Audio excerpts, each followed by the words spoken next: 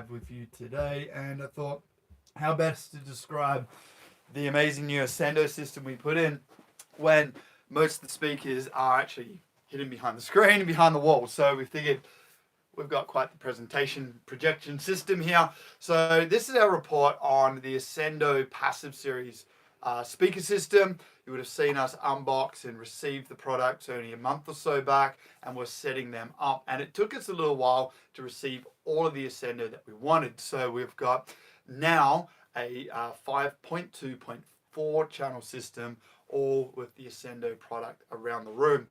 So I'm going to run through what our setup is, some of the specs, why we've chose them, but even better, why we're keeping them, and why we've got a whole lot of people speccing these products in. The demonstrations we've done in this space have never been more exciting because A, it's a very achievable price point and people are like blown away, like, wow, can't believe they can get it.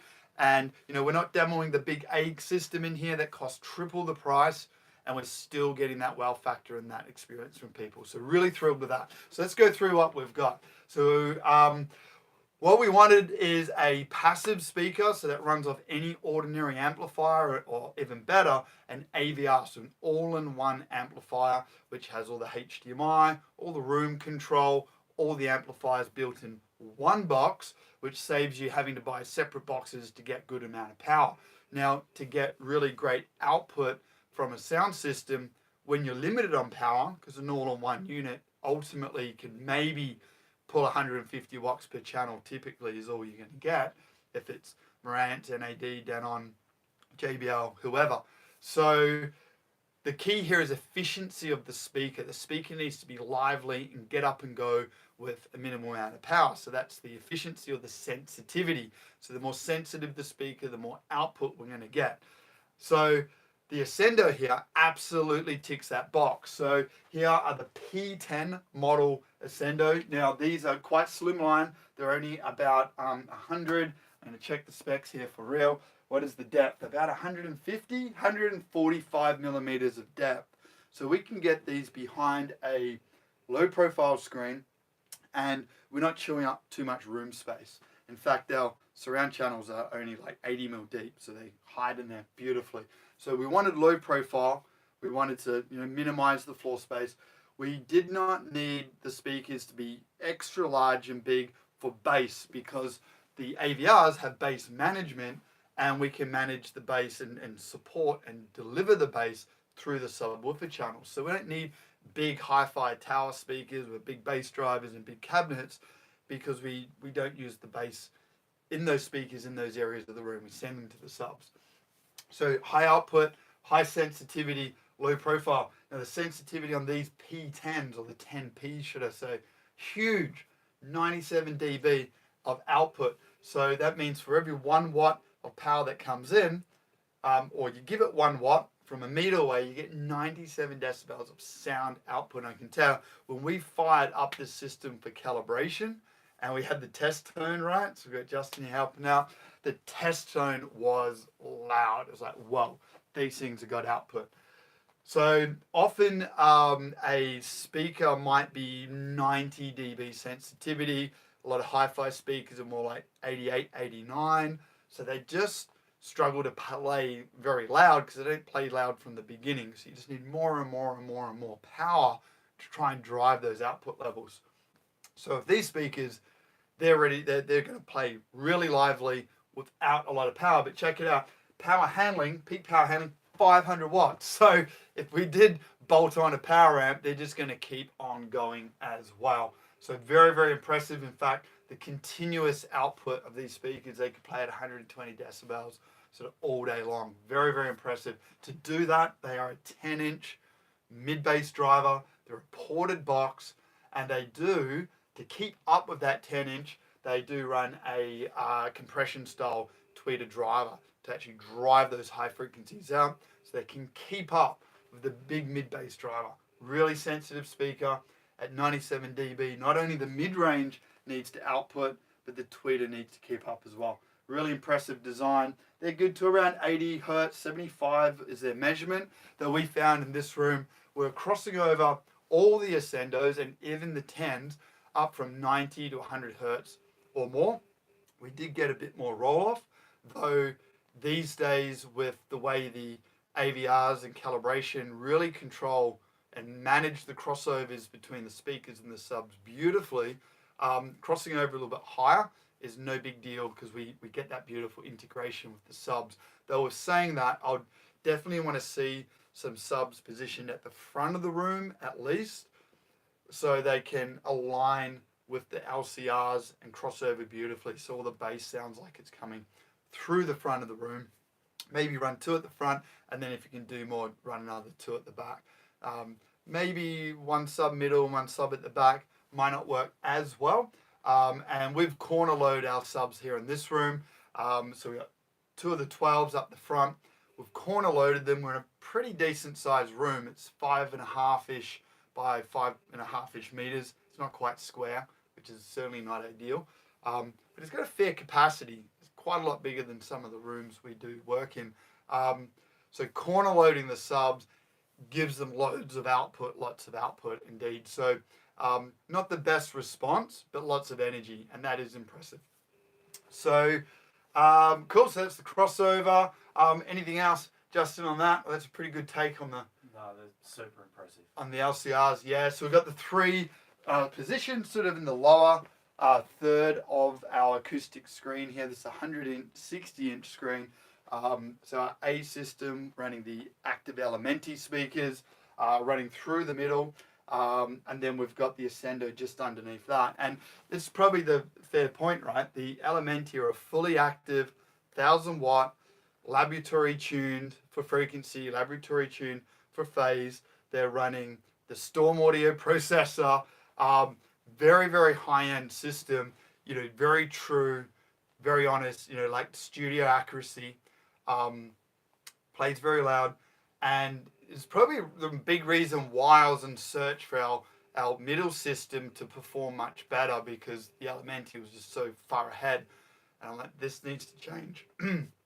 Choked me up because we found it. The Ascendo are truly, truly impressive compared to our fully active system, not compared to our C system or our previous B system. So it really is saying something.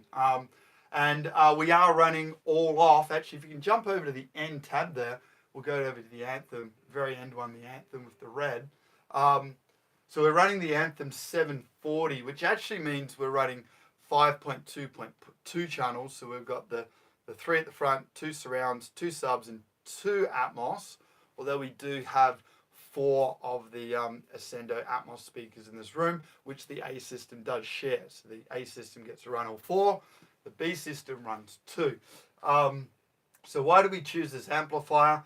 It has 7 channels on board. Now for about $5,700 Aussie, this is the 4K model, the improved HDMI board version of Anthem, at least in the rack it is, you know, you can usually get a lot more channels than 7 channels, and most brands will put way more channels into an amplifier at that price point. But what Anthem has done is they've kept to quality over quantity, right? So they've got the first 5 amplifiers on board is a Class AB, and it's 140 watts per channel.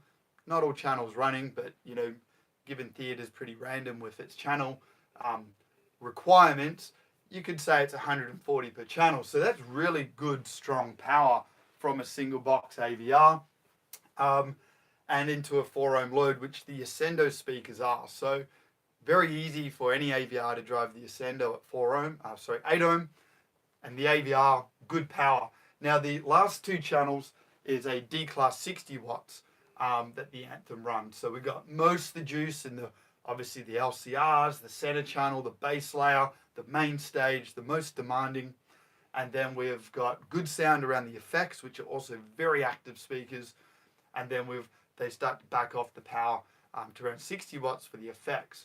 Now, fortunately, our Ascendo height speaker is also very efficient, so that's not a problem at all.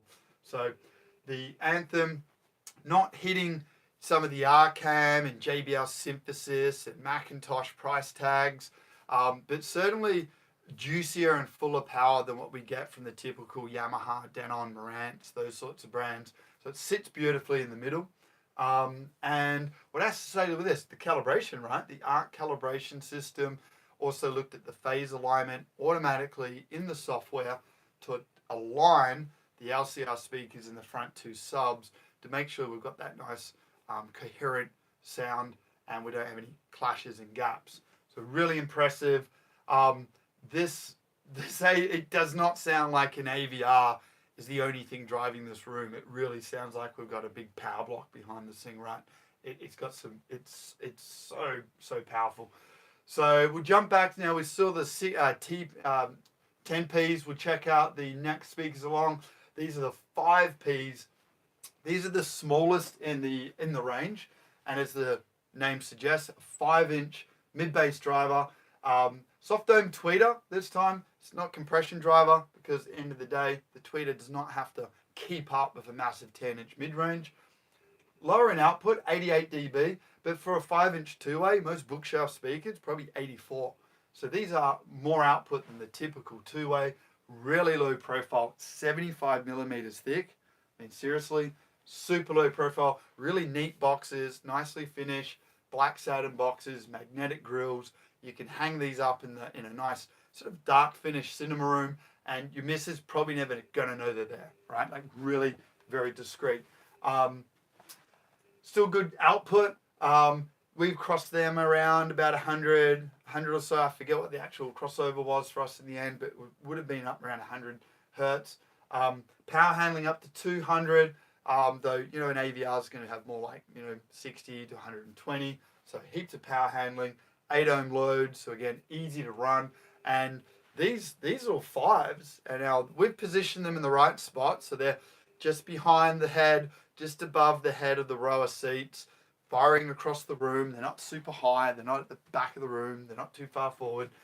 And running the Michael Bay test, right? The Transformers, there's a few scenes that work very well, but it's one of our reference tracks.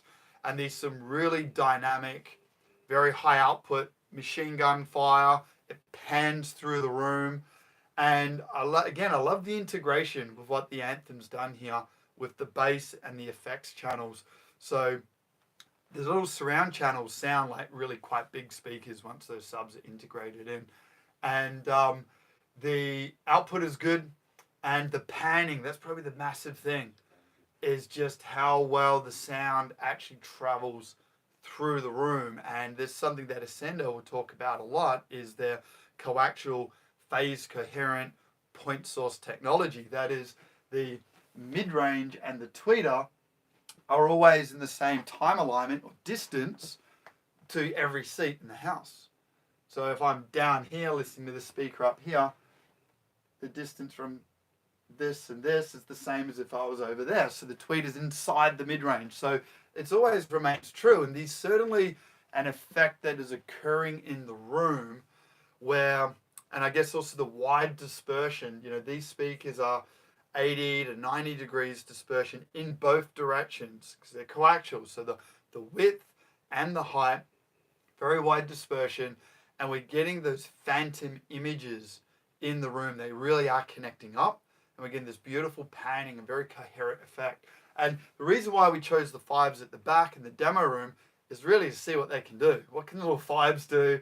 How can they sound? Can they keep up with the 10s? And they're really quite remarkable. So the most popular speaker, which we'll get to soon, the 6, that's awesome everywhere. But we thought, let's try out the 10s, try out the 5s, see what it can do. Let's see if they can really match up. So impressed with these. And Aussie dollars wise, the 10s are 3,100 each, and the little 5s here are 1,100. And for a small room, in fact, we've got a few small rooms we're doing sort of now, and people have come in, had a listen, and the 5s everywhere is going to work absolutely fine. I'll say something like a Marantz Cinema 50 AVR, really, really cool combination. So that's a pretty good wrap on those. Anything else you want to say about the surround sound in here for you, Justin? Really, for the size of them, really outstanding. Like I say, the imaging and everything, fantastic. Yeah, so the panning's a bit like the imaging, right? So how well does the sound move through the room? Are there any gaps, or is there a nice handover, and we're achieving that? Awesome. Let's check out the next speaker. So we've gone through our LCRs, we've gone through our surrounds. We've got our Atmos channels. Now these are super cool. This is the 6-inch version now.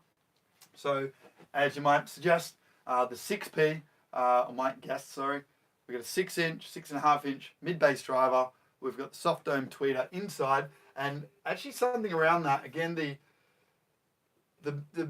mid bass has really good. I mean, this speaker is very efficient, 93 dB, but they haven't needed to run a compression driver in here for that tweeter to keep up with the mid bass. So we've got that beautiful silky high res sound. In a way, all of these speakers are kind of like horn loaded because the mid bass cone is acting like a horn for the tweeter inside. So part of the reason why we're getting so much output.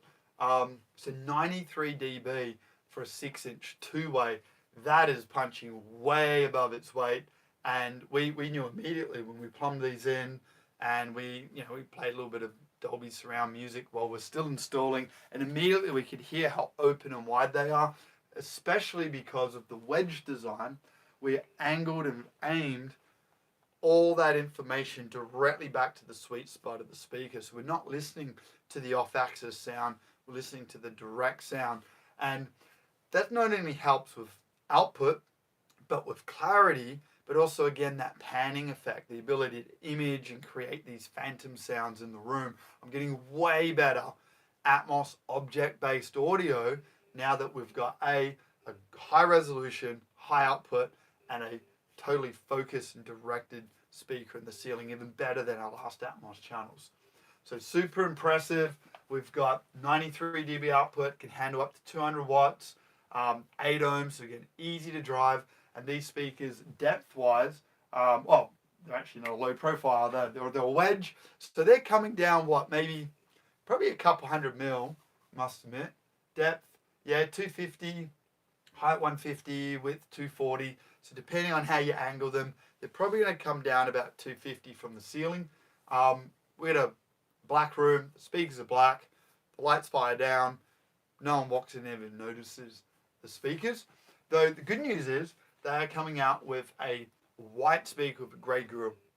So if you've got a light and bright room, you can actually run this super high performance speaker system on a white ceiling, and maybe the missus won't notice that so much either. So we've actually got a Hampton style room that we're working in. It's going to be an upgrade, and it's a white cabinet, it's a white ceiling, it's white shutters, and we want really great sound in this room. And fortunately, these guys have got the white and the grey thing coming out real soon, and I think they've released now, and I'm like, oh, perfect.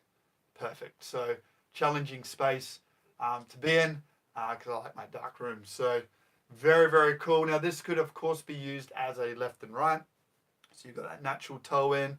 It can be used as a wide channel. So it's, again, you've got that natural angling in. A very versatile speaker, this one. So these ones are on our ceiling. In our A system, we run all 4. We've got 4 of them up there. And on the B system with the Anthem, we run 2. We really want to showcase how much awesome sound you can get for the money. So it's tempting to add more and more channels. So we kept with the 5. And yeah, it's just so cool. And music as well. That's really important. How well does it actually play? Just even YouTube music, video clips of people rocking out on the side street. It's amazing the talent out there that you can access these days and really get a sense of. So, all right, next one along. What do we got next? Back to the subs. Already mentioned. So, oh no, this is good. So, this is the 6 in the flat wall version. So the 6 comes in the wedge, it comes in the flat version, it comes in a narrow version. The 5s are said to come out in a wedge as well, so that's pretty cool. In a smaller room or maybe lower budget, you can go the 5s. But yeah, these are really nice. The 6s have so far been our most popular unit for LCR. So we've demoed the 10s, and the 6s, though, have the same character of sound. They sound very, very close to the 10s. They just won't play as loud. So a lot of people are like, this sounds great. Let's save some money and go the 6s. So 6s are really popular. You can put them everywhere and get a really elite result. Awesome. So let's go to the next one. Should be the subwoofers now. We go clickety click. Yeah. And yeah, these are crazy. So this is the SV12 active sub. So we've got the amplifier built in, ported, so we get good output. It's their own Ascendo's own custom engineered drive engine, so it's their own 12-inch woofer. These are great, and these are so inexpensive. They're crazy. Now, this whole range, by the way, is out of China. So it's a German company. We know Ascendo out of Germany. And they do have their Pro series, and they're all handmade in Germany. These passive series are out of I believe, their Chinese factory. I could remain corrected. That's where the value for money is phenomenal. So there's a few good reasons why these speakers are as good as they are and why they're priced the way they are as well. It's no secret, they're not handmade in Germany, they are made in China. Though this unit, Aussie dollars, $1,800, fully active, 500 watt, 12-inch sub, ported. We've got one in each corner of the room. So we've corner loaded it, and we're getting a lot of good bass. Now, we do have a modal cancellation, which is always going to happen. And because, though, we've got so much power, even that modal sort of peak still has good energy in it. It's not a complete knockout. We've actually got some bass traps in this room. So it does really help to limit that null where the sound knocks each other out from hitting the walls. And with that, we got really pretty good energy even in that weak spot. We got crazy energy in two of the big problem frequencies. And of course, the Anthem EQ system has knocked out the big problems, balanced it out, and really given us a very full sound.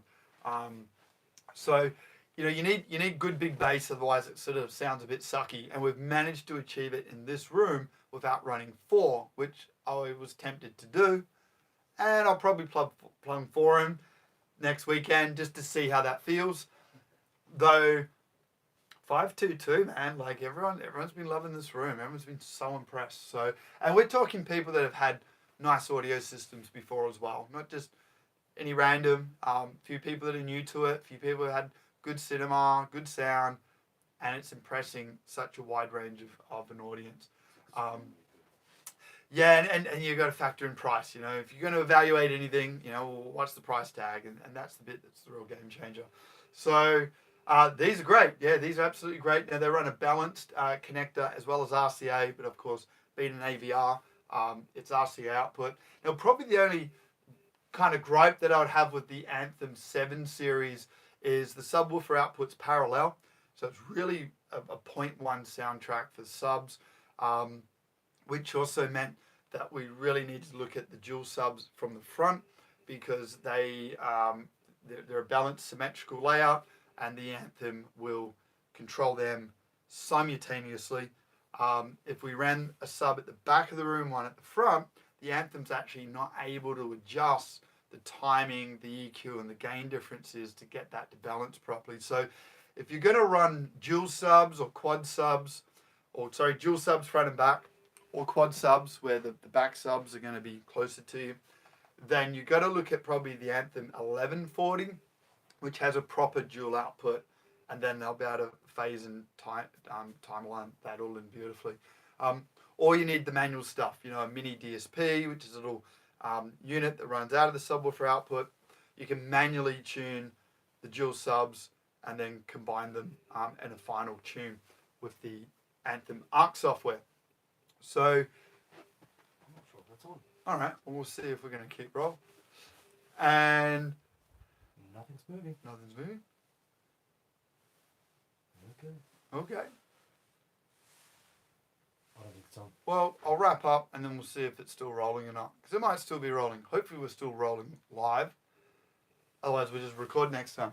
So there it is. We've talked about the LCRs, the surrounds, the wedges up on the ceiling, the Anthem AVR.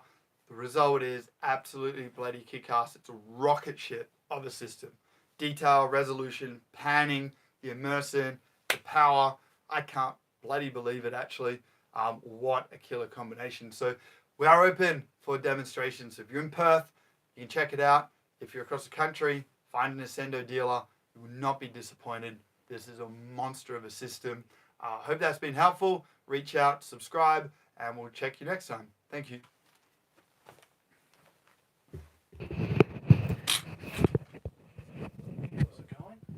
rolling, bro. It's rolling. Oh man.